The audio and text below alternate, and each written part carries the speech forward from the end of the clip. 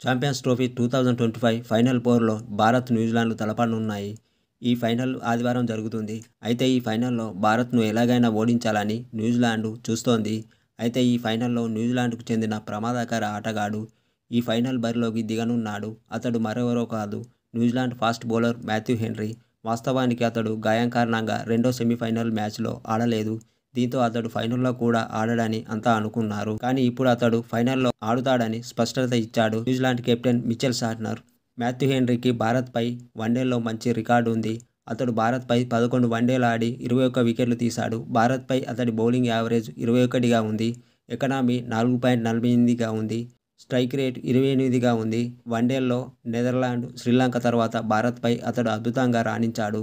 Champions trophy 2025 group stage మ్యాచ్లోనూ దుబాయ్లో జరిగిన మ్యాచ్లో భారత్పై హెన్రీ అద్భుతంగా బౌలింగ్ చేశాడు. ఈ మ్యాచ్లో 5 వికెట్లు తీసి 42 పరుగులు చేశాడు.